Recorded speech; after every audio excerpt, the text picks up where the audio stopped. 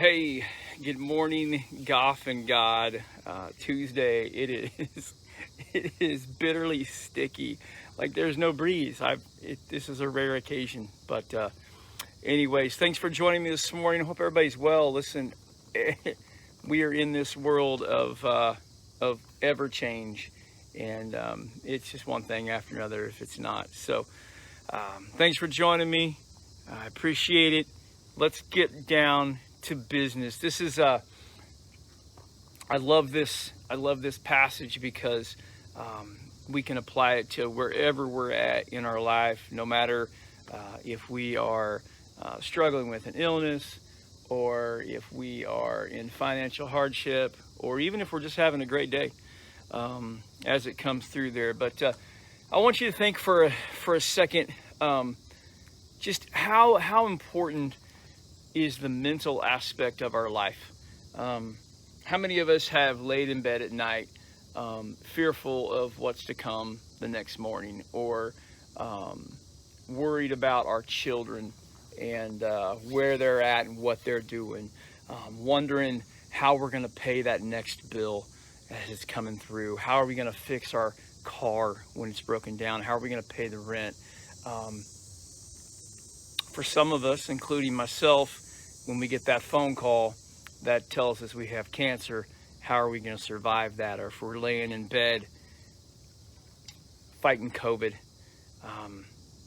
how do we get those mental movies and those negative thoughts out of our head? We've all heard the phrase, if I could just get that thought out of my head, if I could just get peace, if I could just relax, if I could just meditate and clear my mind, if I could just clear my mind, right? We all heard that. We all say that sometimes. But I want to share this verse with you. Philippians 4:8 says, "Fix your thoughts on what is true and honorable and right and pure and lovely and admirable. Think about things that are excellent and worthy of praise." So I want to challenge you in these moments that when you have these thoughts of despair, whether it's illness or financial hardship, that you go and you find a passage that states the truth. And one of the truths you could use is what comes from Isaiah 53:4-5. "Surely Jesus has borne my sickness and carried my pains. The chastisement for my wholeness fell upon him, and by his stripes I am healed." Or how about this one? Psalms 91:16, "With long life he will satisfy me." When you're in those moments of illness and sickness and despair and really feel like there's no hope, and those thoughts are bombarding you, you're not going to escape those thoughts, but you can replace those thoughts. And it's a conscious effort to do that. For me, it's just patience, man. It is just saying, you know what?